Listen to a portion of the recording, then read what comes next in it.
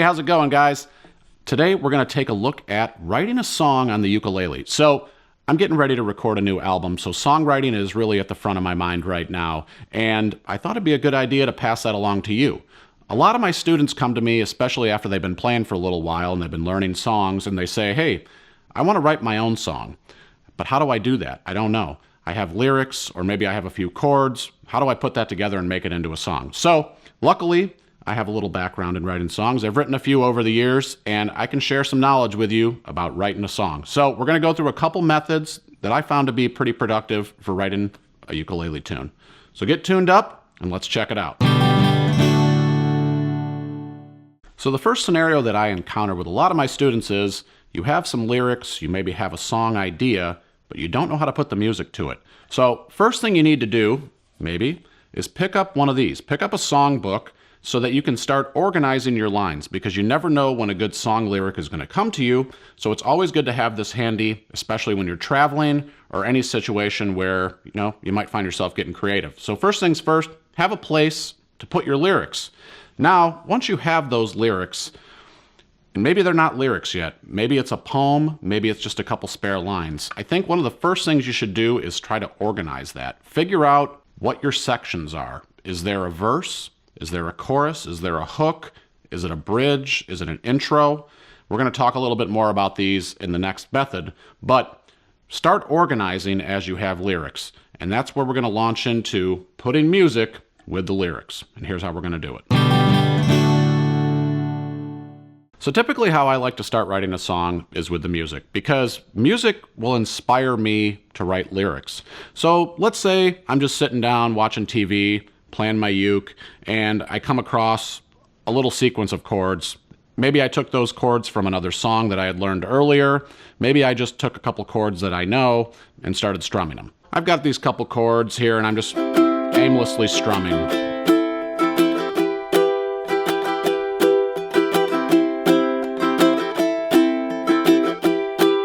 Now, I think they're pretty cool. How does this music make me feel? Is that a happy sounding chord progression? Is it a sad sounding chord progression? Because that can kind of determine the type of song I'm going to write. What type of song goes with the feel of the music? And that's one of the reasons I really like to write the music first, because it kind of sets the tone for the type of song that you're writing. And in this situation, I've got these three chords, and that's all I've got. Now, there's situations like Riptide by Vance Joy where maybe you only need 3 or 4 chords and you can keep it really simple. There's been tons of great songs that have been written with just a couple chords. So you never need to get too complex with it. Let your emotions and let the feel dictate a lot of those things. Now, I have to determine a couple things. What type of section does this sound like to me? Is it a verse? Is it a chorus? Is it a bridge? I haven't been able to determine that yet. So I just know that I have 3 chords and I want to take it somewhere. So what I like to do a lot of times is I'll just play these 3 chords over and over and over again. And then what I'll do is I'll get out my phone or get out a little recorder and I'll record it, so I can listen back and kind of hear what I've been playing. Because sometimes when you're playing it, you can come up with lyrics and sometimes you can't. So I'll take this and I'll maybe play it for a minute.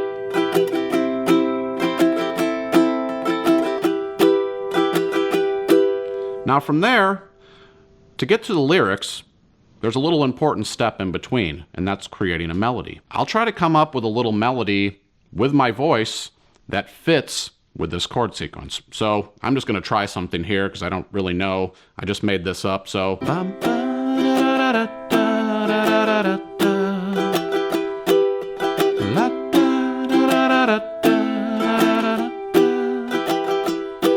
now I have 2 things. I have my chord sequence, and I have a little melody that goes on top of it with my voice. Now, I don't have lyrics yet, but I will take those and I will record that. So now I'll take my phone out, set it down again. Now I've developed a little bit of starting to come around a little bit of a structure here. That can lead me to the lyrics. And what I love about creating a melody first is it gives you a little bit of a structure to work within. So now you're kind of coming up with a line that you can take and rhyme something with, or change from. You've got something. And what you can also do is fit syllables with the lyrics over the top of that melody. Any way you want to do this, you could do some lyrics over this melody, so it's...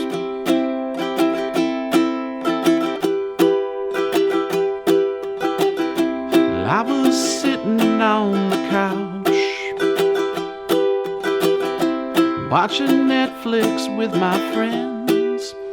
Those are terrible lyrics, but I came up with them because I had some type of melody structure before that. We have a section now. We don't know what it is. Maybe it's a chorus, maybe it's a verse, maybe it's a bridge. We have to figure out how to get to the next section. Because if I just were to play this over and over again, supposedly, yeah, it could be a song, I guess. Technically, you kind of want to go a little further with it. And that's one of the main questions I always get. It's, I've got this, but I don't know where to go from there.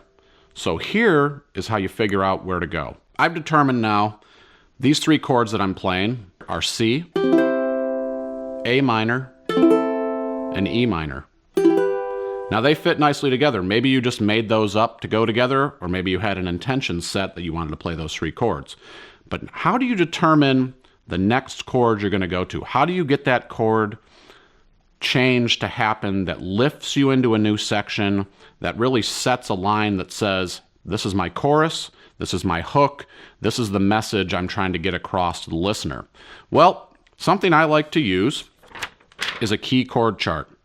Now what this does, it tells me the chords that I can use within a key. So for instance, in the key of C, and you don't have to read this, I'm going to attach this to the description so you can download it for yourself. But in the key of C, we have 7 chords that we can use together. We can use them in any order we want. There'll be certain orders that sound better than others, but there's going to be 7 that sound good together.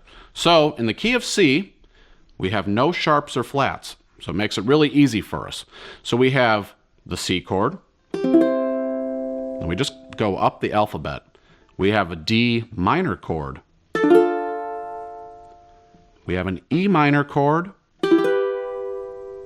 We have an F chord, a G chord, an A minor chord, and then this kind of weird sounding B diminished chord, which you may or may not ever use.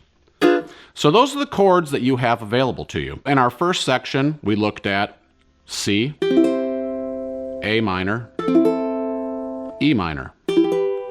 Now I need to choose a place to go. Now how do I do that? Well, a lot of it is just experimentation. So what I'll do is, I'll play my first section, and then I'll just pick a chord to go to and see how that transition sounds going from the first section to the second section. So let me just, on the fly here, I'll try to pick a chord to go to after my first section. So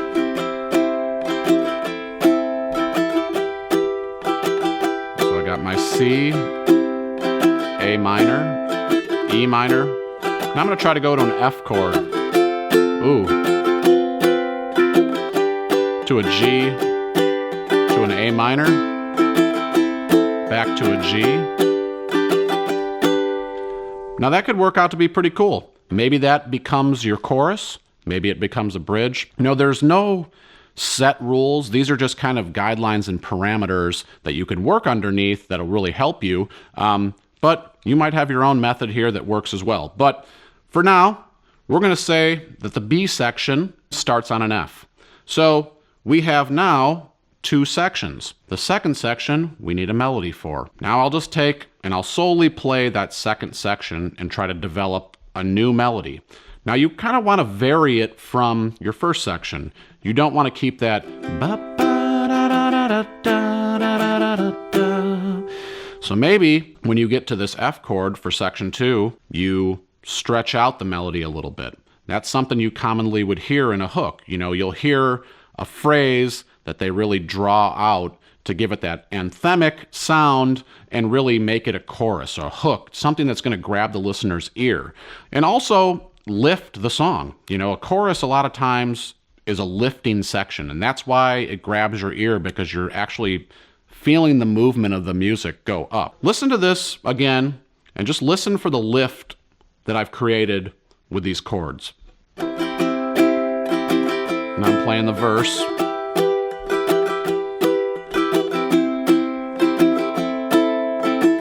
And I'm going to lift into the chorus.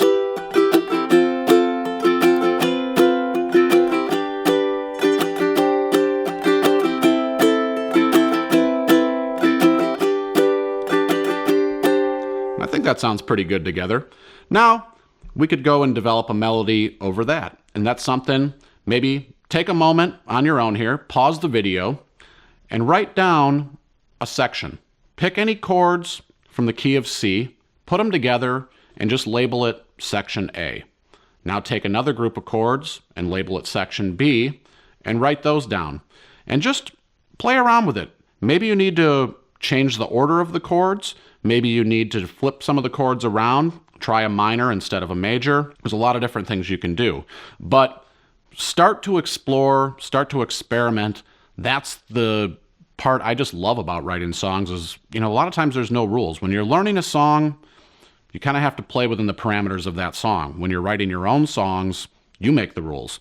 And if you work within the confines of these little tips that I'm giving you today, it's going to help you achieve a lot better songwriting. And maybe this method doesn't work for you, but it's a good example of how it can work.